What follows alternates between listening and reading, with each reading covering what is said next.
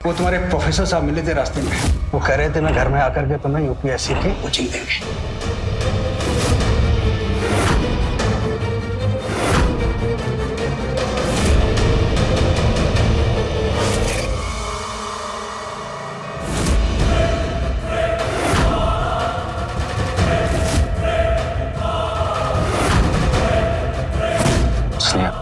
मैं तुम्हारे बिना जी नहीं पाऊंगा। सर क्या कर रहे हैं आप? आपका दिमाग खराब हो गया है?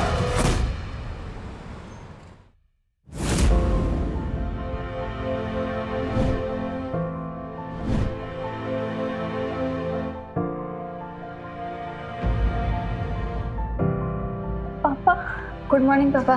गुड मॉर्निंग बेटा। पूरी रात पढ़ाई कर रही थी, सोई नहीं ना? ये देखो, दूध का गिलास वैसा का वैसे ही रखा है ना?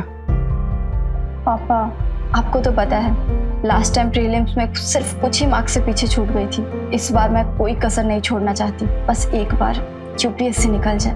मैं जानता हूँ कि तू जी जान से मेहनत कर रही है कि तू कैसे भी करके यूपीएससी क्रैक कर ले। And I am proud of you. चाय पियो, फ्रेश हो जाओ और देखो कॉलेज के लिए रेडी।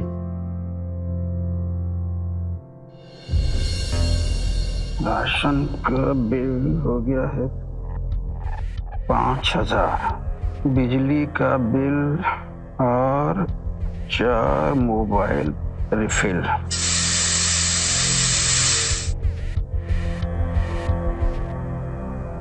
ये किचन की गर्मी, बाप रे बाप, आधी जिंदगी निकल गई इस गर्मी में।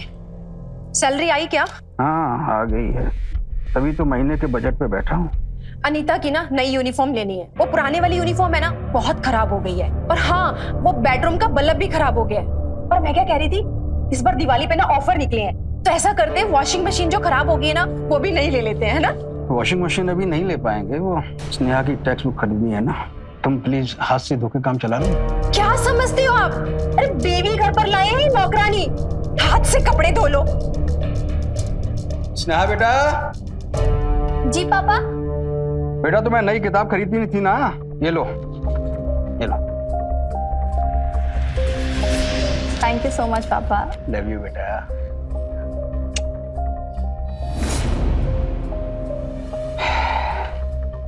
घर के सामान के लिए आपके पास पैसे नहीं होते, मगर बेटी पर बर्बाद करने के लिए आपके पास बहुत सारे पैसे हैं। अरे कब से कह रही हूँ, मेरे मायके में वो जो लड़का है ना रुपेश, मेरा पड़ोसी, वो मरता है इस पर जान देता है, उससे ना इसकी शादी करवा दो। अरे दहेज भी नहीं देना पड़ेगा।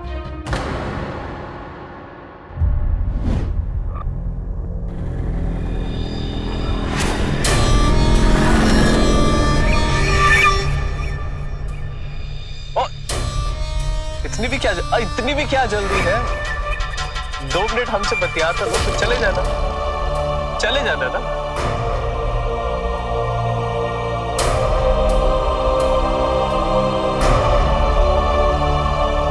रुपेश से शादी? हाँ? अपनी बेटी की उस 12वीं क्लास मवाली के साथ शादी करवा दूं? अरे मरते मर जाऊंगा, लेकिन ऐसा कभी नहीं होने दूंगा। अगर तुम उसकी सगी मां होती तो कभी ऐसा कहती? तुम्हें उस पर नाज होता। जिस दिन वो कलेक्टर बनकर के आएगी ना, लोग कहेंगे वो देखो कलेक्टर स्नेहा पासवान के पापा आ रहे हैं। और मेरी बेटी अनीता, उसका क्या? अरे वो भी आपकी ही बेटी है ना, उसके प्रति भी कोई जिम्मेदारी है या नहीं? क्या आप बात करती हो? तुम कहां की बात कहां लेकर के चली जाती हो? तुमसे बात करना ही बेकार है। तुम्हारे साथ अगर यहां पर लगा रहा ना तो पूरा दिन निकल जाएगा।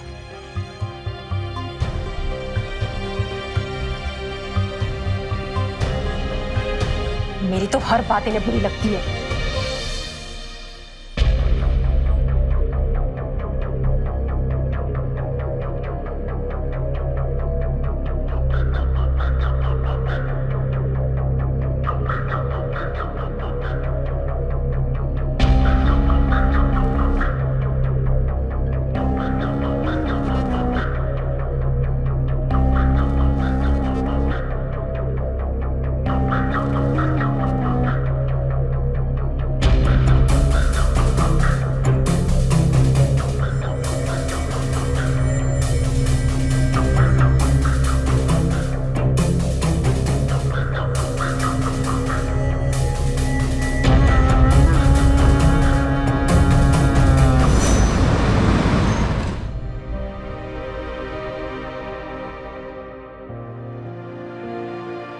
मम्मी डब्बा जल्दी लेके आओ, मैं कॉलेज के लिए लेट हो जाऊंगी।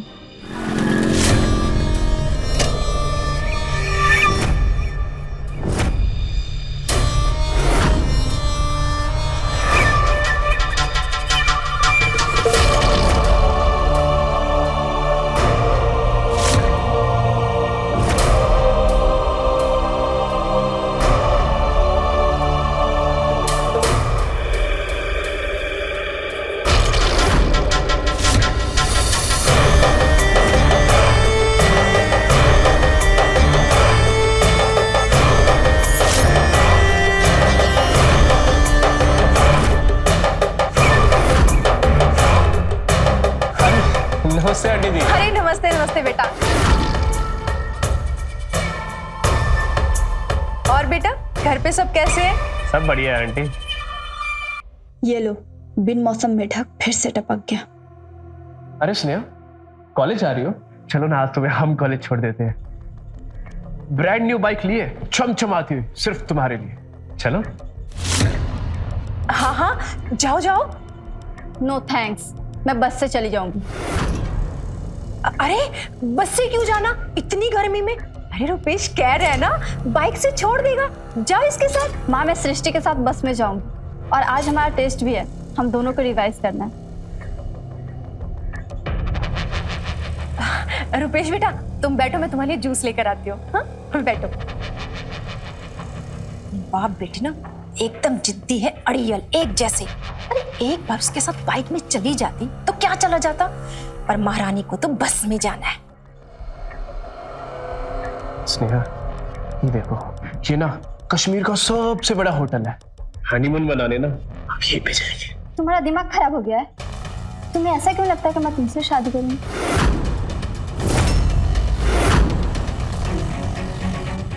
माँ, मैं निकल रही हूँ।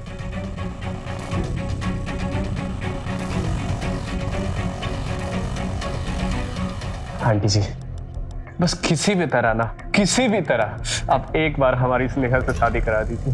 अरे हमारे जीते जी अगर इस घर में कोई बारात आएगी ना तो वो सिर्फ तुम्हारी ही आएगी।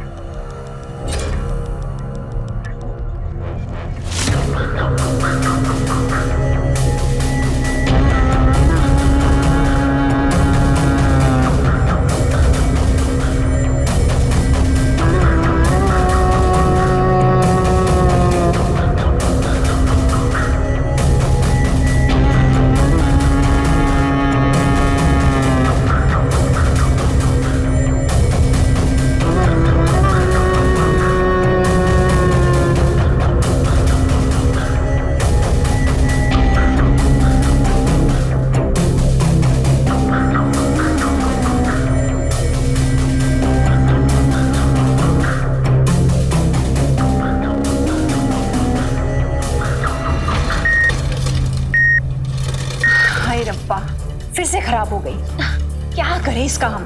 अरे अब तुम ही बताओ, अब कब तक हम हाथ से कपड़े धोएंगे? ये मशीन है ना, इसने हमें तंग करके रखा है। वैसे तो ना तुम बहुत समझदार हो, तुम्हें कुछ बोलने की जरूरत ही नहीं पड़ती।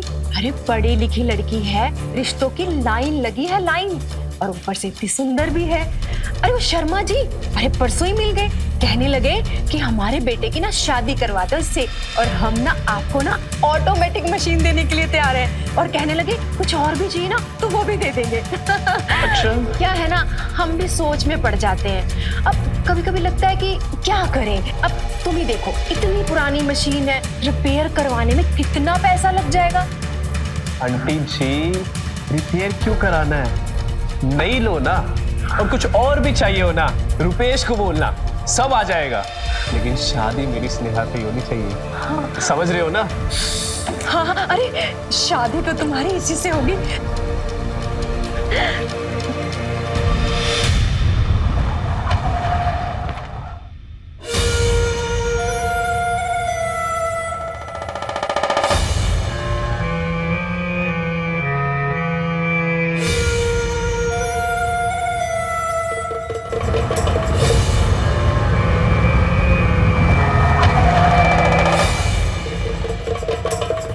अरे धीरज जी, अरे तरुण जी, अरे कैसे नमस्ते।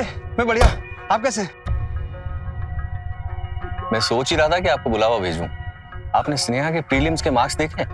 जिस लेवल पे उसे स्कोर करना चाहिए उस लेवल पे स्कोर नहीं कर रही है।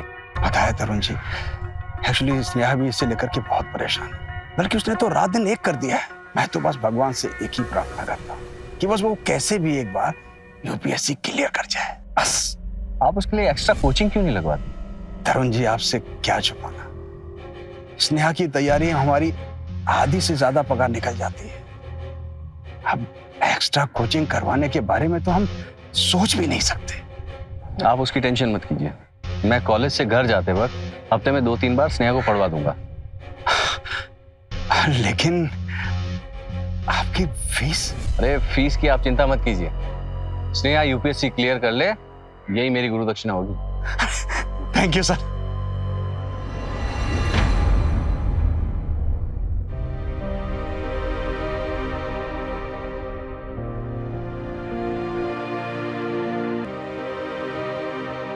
अरे वाह, लगता है हमारी बहन कहीं झंडे गाड़ के आई है। ये ट्रॉफी कहाँ से मिले? दीदी, मैं इंटरसिटी ड्राइंग कंपटीशन में फर्स्ट आई हूँ। वाओ! तुझे पता है ना, तू हमारे घर की चलती फिरती MF हुसैन है। छोड़ो ना दीदी, किसी को क्या फर्क पड़ता है मैं कुछ भी करूं। पापा आ गए। पापा, पापा देखो, मैं पूरे शहर में सेकंड आई, मुझे ट्रॉफी मिली है। हाँ हाँ हाँ।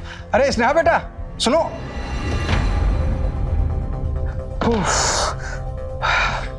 अरे सुनो बेटा, वो तुम्हारे प्रोफेसर साहब मिले थे रास्ते में। कौन? अरे वो तरुण जी, वो कह रहे थे मैं घर में आकर के तुम्हें यूपीएससी की कोचिंग देंगे। पापा, लेकिन इतने सारे पैसे कहाँ से आएंगे? अरे नहीं बेटा, वो कह रहे थे कि वो एक्स्ट्रा कोचिंग के लिए कोई फीस नहीं लेंगे। बेटा देखो बेटा, सिर्फ मुझे ही नहीं, प्रोफेसर साहब को भी भरोसा है कि तुम टॉप करोगे। बेटा आज भी ऐसे लोग हैं जो टैलेंट को बढ़ावा देते हैं, पैसों को नहीं। लेकिन बेटा अब तुम्हारी जिम्मेदारी और बढ़ गई है, क्योंकि अब हमारे साथ साथ तुम्हें प्रोफेसर साहब के सपना भी पूरा करना होगा। आई प्रॉमिस पापा, मैं दिन रात मेहनत करूंगी, अपनी जी जान लगा दूंगी, आपका सपना जरूर पूरा करूंगी। पापा मैं तो भूल ही गई। एक मिनट, लास्ट वीक क्लास के टेस्ट में मुझे फुल मार्क्स मिले हैं। अरे वाह, शाबाश बेटा। देखो सीखो अपनी दीदी से कुछ। बेटा ऐसे ही अच्छा काम करो। जाओ कुछ खा पी लो, फ्रेश हो जाओ और पढ़ाई में बैठो। क्या बेटा?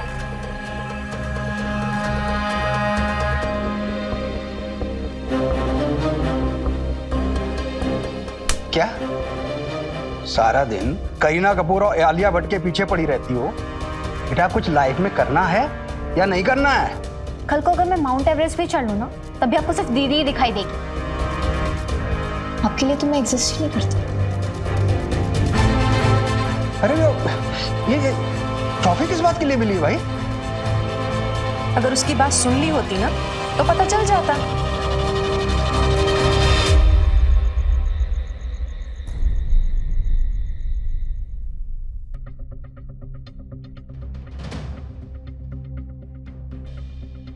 इस घर में तो हमेशा आपके ही चर्चे होते हैं, मैं तो हूं ही नहीं। अनु, तेरी लड़ाई पापा से हुई है, तो मुझ पे क्यों बरस रही है? मैंने क्या किया है? मेरी ना इस घर में कोई इंपॉर्टेंस ही नहीं है।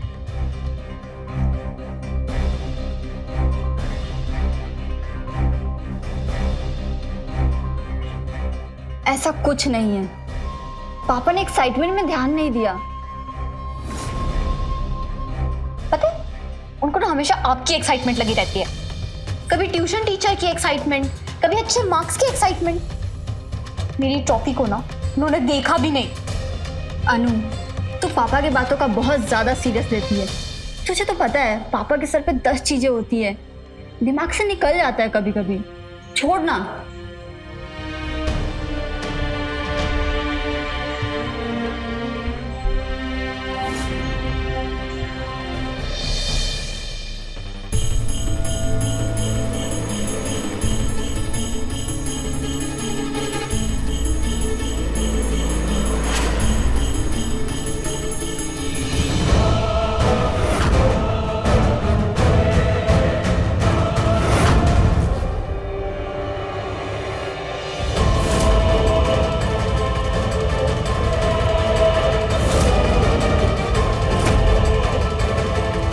एक दिन ऐसा कुछ करेंगे ना कि स्नेहा दी के बारे में कोई सोचेगा भी नहीं।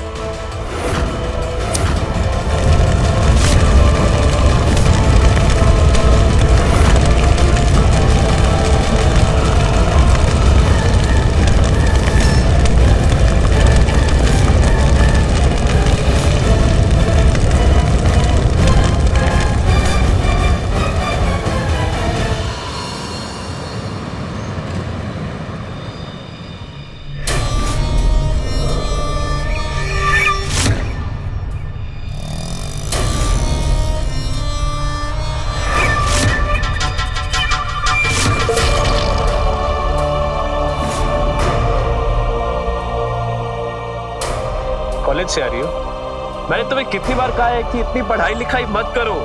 मुझे तुम्हारा कॉलेज जाना पसंद नहीं है। आखिर में बनना तो तुम्हें मेरी जरूरी है।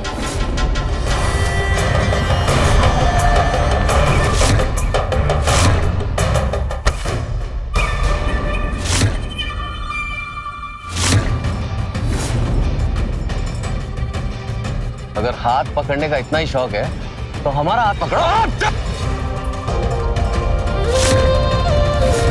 आगे से अगर मैंने तुम्हें स्नेहा को परेशान करते देखा तो मुझसे बुरा कोई नहीं होगा, समझे?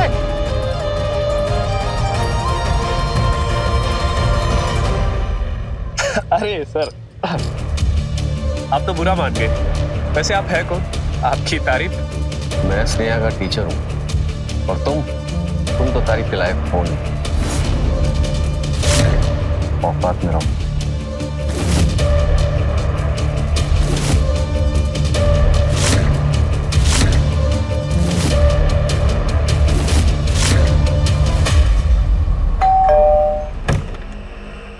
Hello sir. Hello. Thank you so much sir for helping me. भाई कोई बात नहीं स्नेहा। अरे तरुण जी आप। नमस्ते सर। नमस्ते, आइए बैठिए बैठिए। एक सेकंड। हेलो।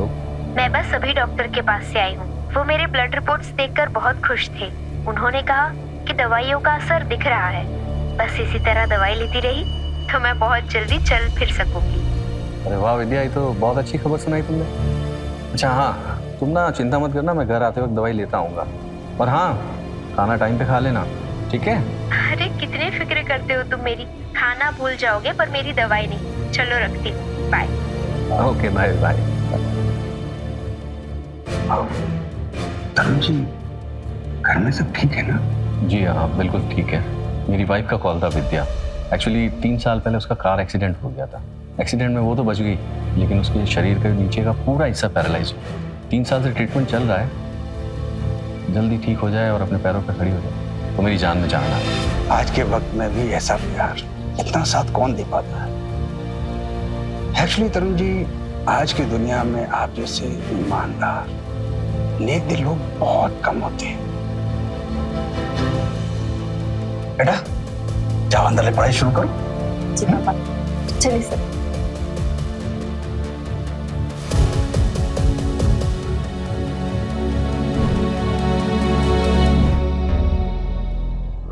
सर, आप अपनी पत्नी से बहुत प्यार करते हैं ना? लाइक उनके प्रति इतना प्यार, केयर, बहुत अच्छा लगा मुझे। थैंक्स नेहा, पर अभी डिस्ट्रैक्ट नहीं होते। तुम चलो नोट्स लिखो। ओके। वैसे स्नेहा, वो लड़का कौन था? सर वो पागल है, उस बंदे का दिमाग खराब हो गया है। आप छोड़ो उसे।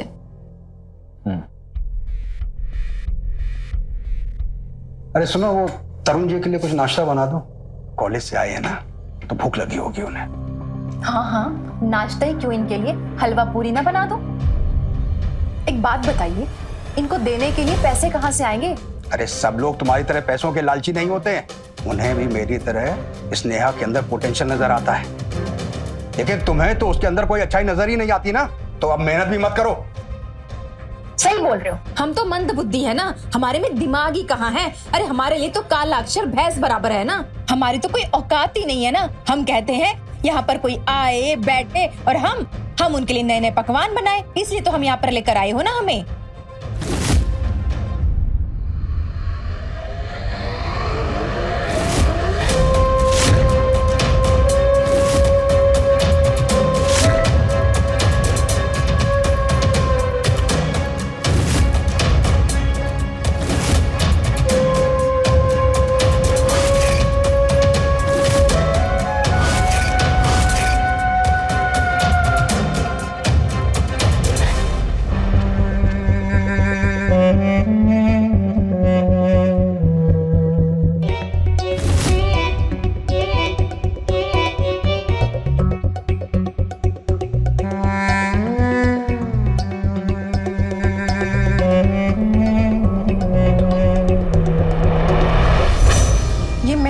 आप सिर्फ स्नेहा पर ही करते हैं या फिर मोहल्ले के और बच्चों को भी फ्री में पढ़ाते हैं?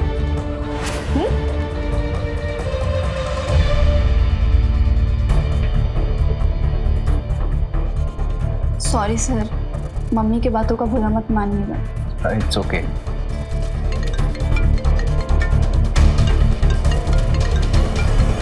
Excuse me. Okay.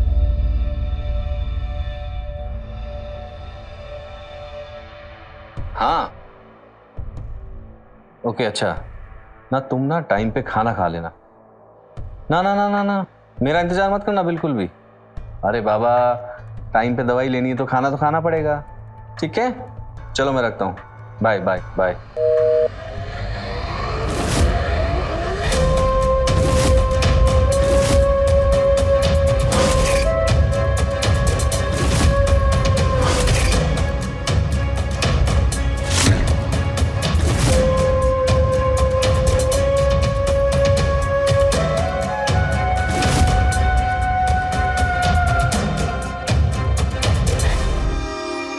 Okay Sneha, मैं भी निकलता हूँ। सिविल कोड हम कल करेंगे। Okay sir. ठीक है, टेक केयर। बाय।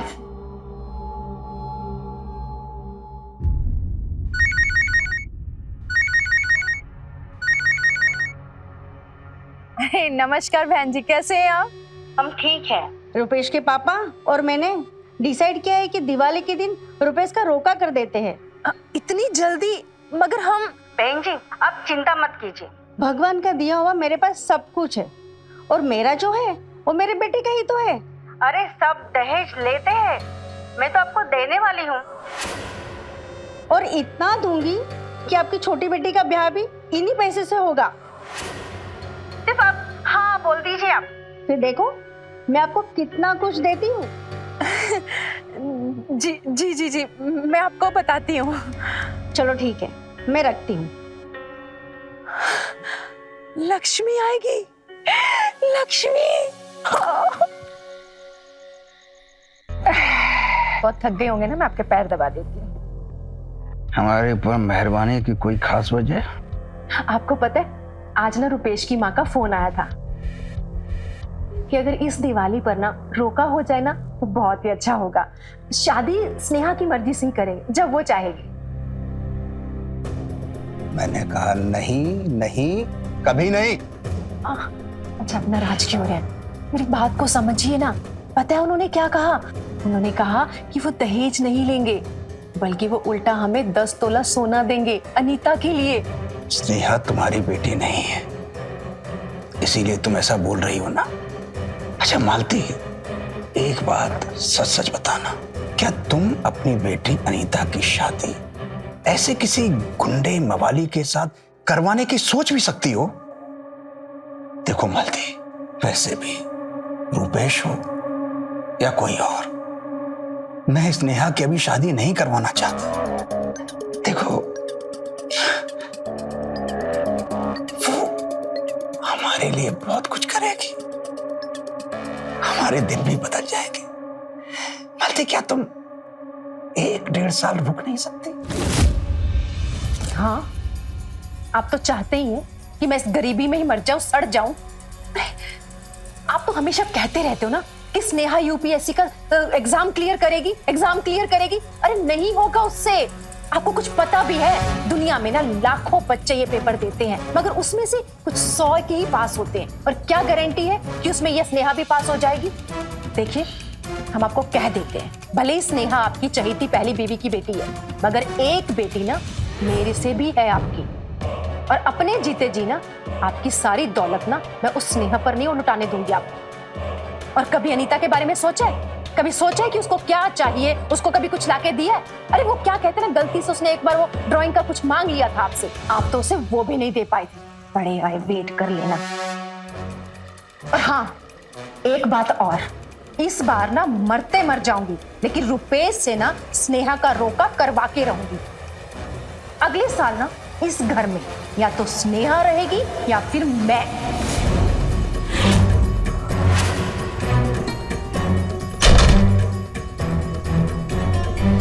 तुझे पता है, पापा जितना प्यार मुझसे करते हैं उतना ही तुझसे भी। उन्होंने कभी हम दोनों में फर्क नहीं किया।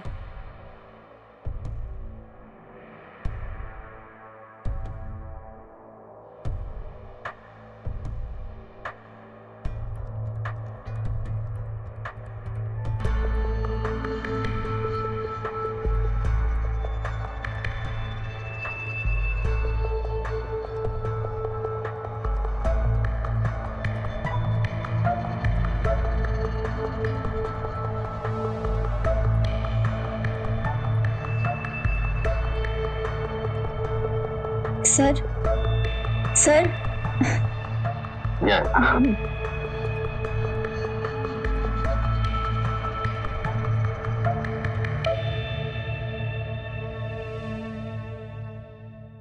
देखा आपने कैसे धीरज एक ऐसे पिता थे जिनकी सिर्फ एक ही चाहत थी कि उनकी बेटी स्नेहा अपने यूपीएससी की पढ़ाई पूरी कर ले, और इस सपनों को पूरा करने के लिए उन्होंने हर वो चीज की जो एक पिता करता है, जिसे करके वो अपनी बेटी को आगे बढ़ने का और हौसला दे सके। लेकिन वो कहते हैं ना कि लड़की ने सपने देखा या बढ़ना चाह रही है, कई लोगों को पसंद नहीं है आज के समाज में। ऐसा क्यों, मुझे समझ में आज तक नहीं आता। ऐसा ही होनहार स्नेहा के साथ बेचारी इस बात से अनजान थी कि कैसे जुर्म उसके इतने करीब आ चुका था। आइए देखते हैं क्या स्नेहा की जिंदगी में अब कोई भयानक मोड़ आने वाला है या उसकी जिंदगी एक भयानक मोड़ की तरफ जा चुकी है।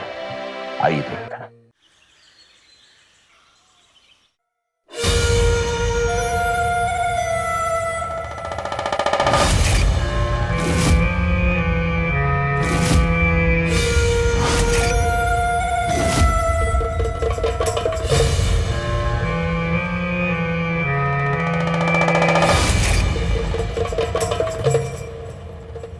सर आप आइए।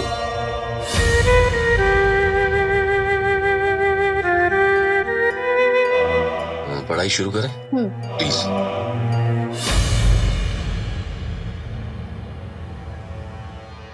दीदी मुझे ना कुछ शॉपिंग करनी है, प्लीज मेरे साथ चलो। अनु मुझे डिस्टर्ब मत कर, मुझे असाइनमेंट करना है और आज ही कंप्लीट करना है इसे। बट दीदी वापस आके कर लेना, वैसे भी कल संडे ही तो है। नहीं बट आज ही कंप्लीट करना है।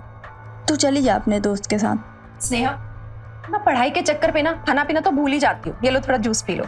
मम्मा देखो ना, ये शॉपिंग पे नहीं चल रही। स्नेहा बेटा चली जाना इसके साथ शॉपिंग पर, छोटी बहन है, उसका मन कर रहा है तेरे साथ जाने का। और वैसे भी तू तो सारा दिन ना बस पढ़ाई में ही लगी रहती है। अरे बाहर जा, घूम फिर, थोड़ा एंजॉय कर।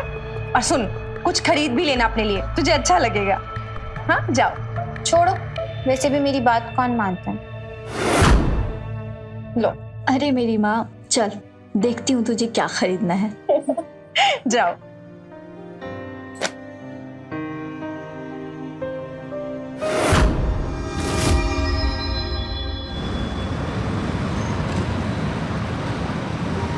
अनु बेटा तुझे शॉपिंग करनी थी, उधर से इधर कर रही है, कुछ खरीदा क्यों नहीं? मुझे जो चाहिए ना वो अभी तक आया नहीं। ऐसा कौन सा चीज है जिसको आना पड़ता है? देख लोगे आप।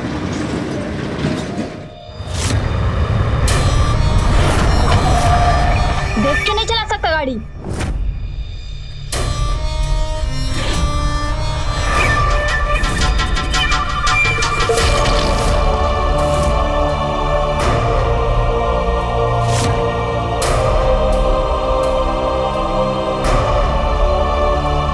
तुझे पता था कि यहाँ आने वाला है?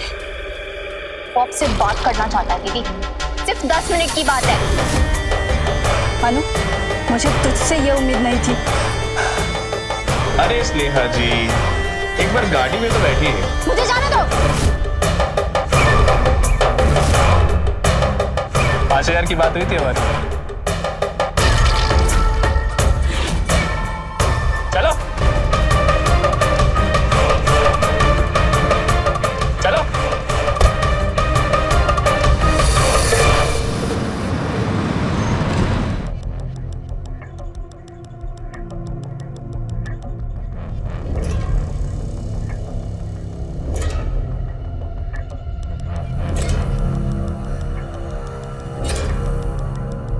सर आप वो एक्चुअली स्नेहा को बुक देनी थी। कहाँ पर है वो? वो रुपेश के साथ ना मार्केट गई है। वो क्या है ना, दिवाली में उन दोनों का रोका होने वाला है, तो थोड़ा बहुत मिलना जुलना तो बनता है ना। अच्छा, स्नेहा आए तो उसे बोलिएगा मैं आया। जी जी।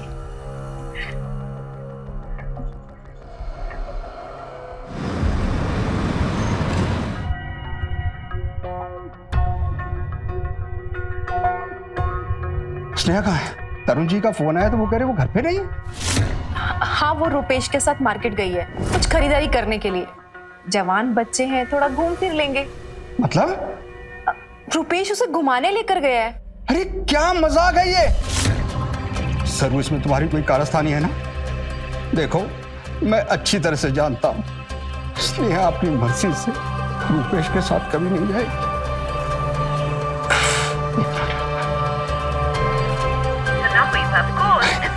स्विच ऑफ बता रहा है। एक मिनट रुकिए आप, मैं रुपेश को फोन लगाती हूँ। एक minute. The number you have called is currently switched off. Please try again Rupesh later. का फोन स्विच ऑफ आ रहा है। देखो, मैंने तुमसे कहा था ना, मेरी स्नेहा बस रुपेश से तुम दूर रखना। मैं कह रही हूँ ना, आप चिंता मत कीजिए, छोटी बच्ची थोड़ी ना है, अरे आ जाएगी। मैं उसे ढूंढने चलता हूँ। हटो तुम।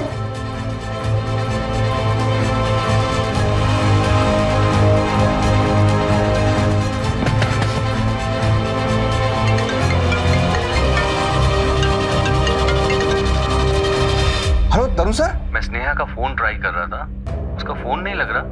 अरे मैं उसी को ढूंढने के लिए आया हूँ। मैं यहाँ ये रुपेश के घर पे आया था, लेकिन पता नहीं ये ताला लगा के कहाँ गया हुआ है।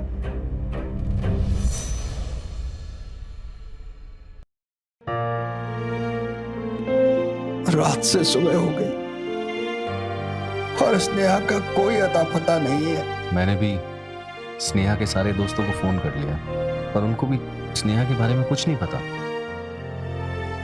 आप चाय तो पी लीजिए।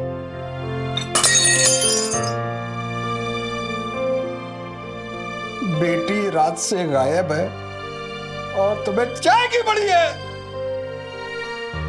धीरज जी, शांत हो जाइए। ऐसे आपा खोने से स्नेहा नहीं मिलेगी। तो मैं क्या करूं? मुझे कुछ समझ में नहीं आ रहा। मुझे लगता है हमें पुलिस के पास जाना चाहिए।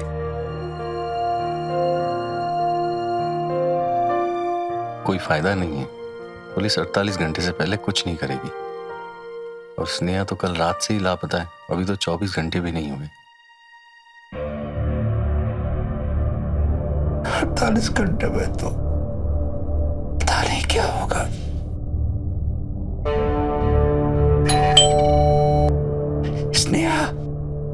स्नेहा आ गई।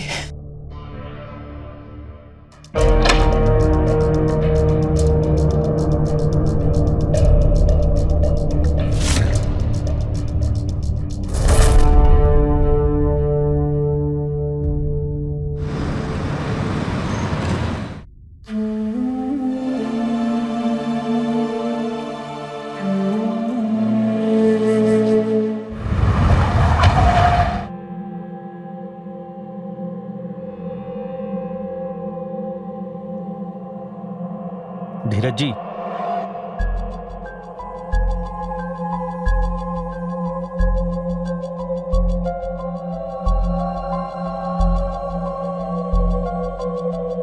स्नेहा की पोस्टमार्टम रिपोर्ट आज आ गई है। हमें कुछ सवाल पूछने हैं आपसे। पूछिए। धीरज जी, स्नेहा की मौत रात के तकरीबन 11 बजे हुई थी। उसके मरने से पहले उसके साथ जबरदस्ती हुई।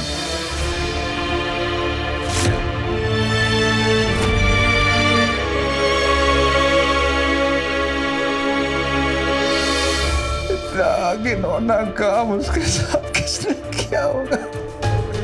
आपको किसी पे शक है या कोई दुश्मन?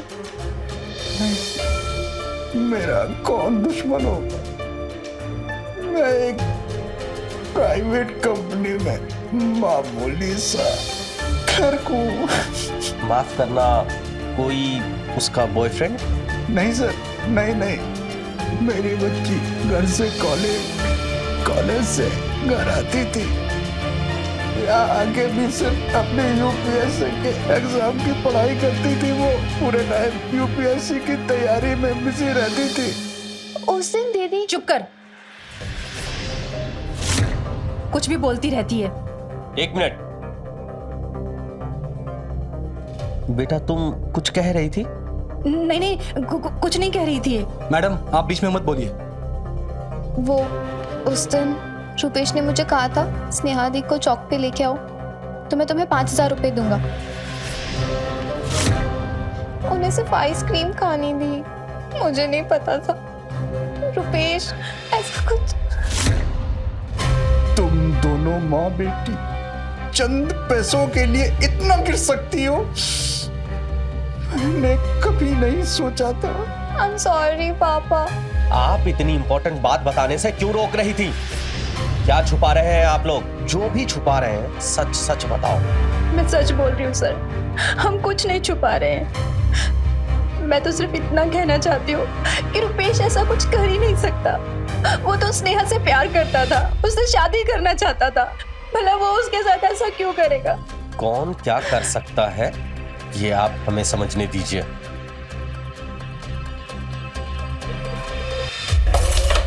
ये रानी हुई अपनी।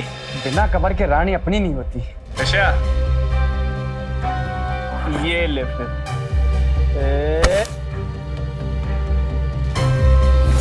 भाई अभी इतने जल्दी जीतने की कोशिश मत करना, अभी एक गोटी डालनी बाकी है। चलो साहब मैंने किया क्या? साहब मुझे बताओ तो सही, मैंने किया क्या?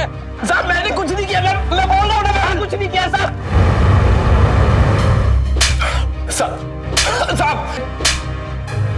साहब मेरा यकीन कीजिए, मैं क्यों मारूंगा साहब उसे? हमारी शादी होने वाली थी साहब, आप समझने की कोशिश कीजिए, मैंने नहीं मारा उसे साहब। अकेले फेरे लेने वाला था। अबे वो तेरे नाम से तक चिढ़ती थी, उसे तो तुझसे शादी करनी नहीं थी। साहब हमारा सच्चा वाला प्यार था साहब। अगर तुझे उससे प्यार था तो गाड़ी में जबरदस्ती क्यों डाल के लेके गया? साहब मैं सिर्फ उसे आइसक्रीम खिलाने लेके गया था, उसकी फेवरेट वाली आइसक्रीम, और वो तीखी आइसक्रीम खाना ही नहीं चाहती थी साहब। और माँ कसम साहब मैंने आधे घंटे बाद उसे वापस वहीं पे छोड़ दिया था साहब। अब मुझे नहीं पता वो उसके बाद कहाँ गई साहब। नहीं मालूम, नहीं मालूम। एक मिनट, आपने क्या बोला? स्नेहा 11 बजे के आसपास मरी थी साहब। उस वक्त तो मैं इस तरफ था ही नहीं, मैं तो शहर के साहब उस वक्त मैं इस तरफ था ही नहीं, मैं तो शहर के दूसरे कोने में था। आप सीसीटीवी चेक करा लीजिए साहब, मैं दिखूंगा उस पे, और मेरा चालान भी कटा था साहब, मेरे पास पर्ची भी है साहब। ट्रैफिक कैमरे के फुटेज को चेक करो, देखो कि इसका चालान कटा था या नहीं, या ये साला झूठ बोल रहा है। हमारे देश की बिटिया या किसी की भी बिटिया पढ़ना चाहती है, उस लड़की को समझ में नहीं आता है, परिवार वाले बोझ समझकर उसकी शादी क्यों तुरंत कहीं करवा देते हैं, और एक ऐसे इंसान के साथ जिसका उस लड़की के गुण के, इंटेलिजेंस के साथ, व्यवहार के साथ कोई मेल मिलाव है ही नहीं। रुपेश भी बिल्कुल वैसे ही लड़का था। स्नेहा की सौतेली माँ का स्नेहा पर बार बार शादी के लिए दबाव देना, शादी कर लो, शादी कर लो। कहीं स्नेहा के भविष्य को खतरे में तो नहीं डाल रहा था? आइए देखते हैं कौन सा मोड़ लेती है यूपीएससी पढ़ने वाली स्नेहा पासवान की जिंदगी। आइए देखते।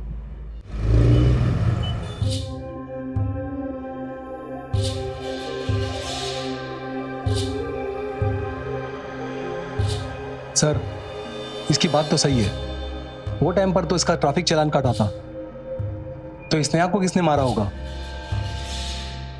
तुम एक काम करो, स्नेहा के मोबाइल का लास्ट लोकेशन निकालो, उसी से बात आगे बढ़ सकती है। Okay sir.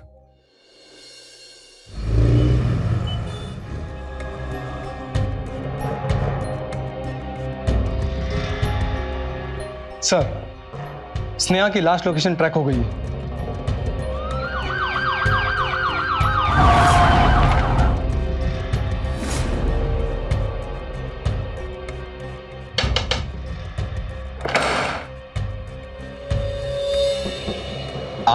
ये आपका घर है?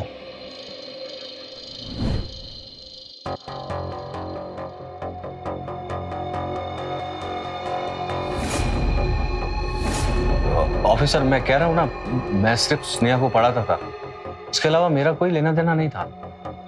आप मुझे यहाँ क्यों लेकर आए?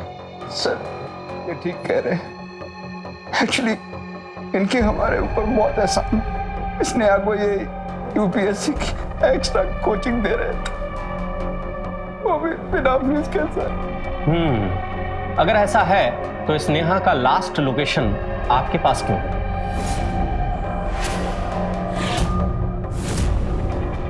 वो तो सर, मैं जब उस दिन उसके घर से निकला था तो स्नेहा मुझे रास्ते में मिल गई और उसे कुछ बुक्स चाहिए थी, तो वो मेरे घर आई, बस, और कुछ नहीं सर। लेकिन तरुण सर जब घर आए थे तब वो बुक्स तो लेके आए थे। सर आप? वो एक्चुअली स्नेहा को बुक देनी थी। फिर स्नेहा दी उनके घर क्यों जाएगी?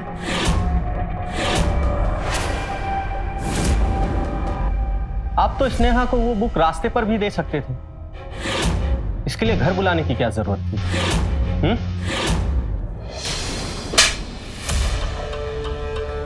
चल बता।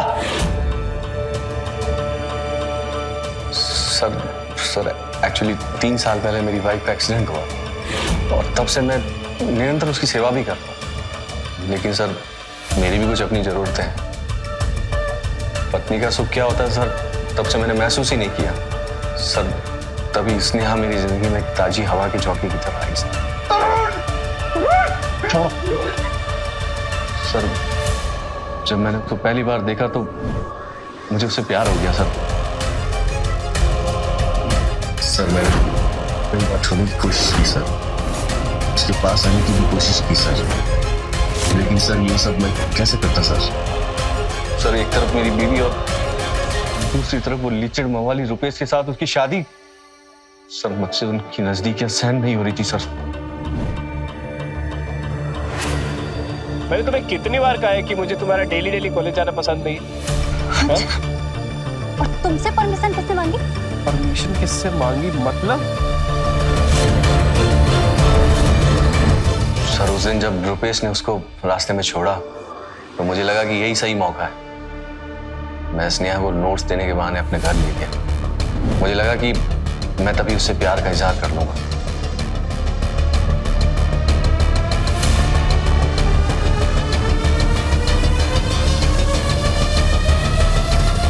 स्नेहा, मैंने तुम्हें जब से देखा है मैं पागल हो गया। दिन रात बस तुम्हारे बारे में ही सोचता रहता हूँ। मैं तुम्हारे बिना जी नहीं पाऊंगा। सर क्या कर रहे हैं आप? आपका दिमाग खराब हो गया है? आप मेरे गुरु हैं, उस वजह से देख भी कैसे सकते हैं आप? उसमें क्या है स्नेहा? मेरे सीने में दिल नहीं है क्या? मैं इस दिल को कैसे समझाऊं जो सिर्फ तुम्हारा होना चाहिए? मैंने आपको उस वजह से कभी नहीं देखा सर। क्यों? तुम्हें तो वो आवारा रुपेश ही पसंद है ना? मैं कह देता हूँ, अगर तुम मेरी नहीं हुई तो मैं तुम्हें किसी और के लायक नहीं छोड़ूंगा। मुझे मजबूरी से मारना पड़ा सर। मैंने तुझे भगवान समझा था, लेकिन तू तो शैतान का भी बाप निकला। अगर मुझे पता होता कि मेरी बेटी को पढ़ाने की मुझे ये सजा मिलेगी, मैं अपनी बेटी को कभी नहीं पढ़ाती। धीरज रखी। तुम कहती थी ना कि तू घर में चुप रहो।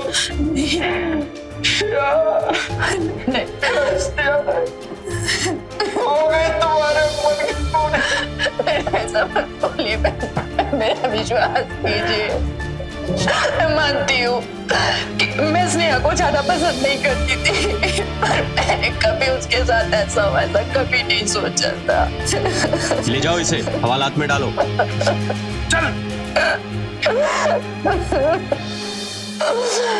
तरुण का स्नेहा को फ्री में पढ़ाने के लिए तैयार होना किसी चमत्कार से कम नहीं था।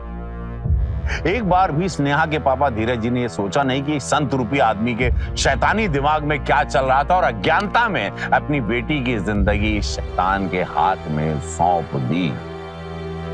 और क्या हुआ?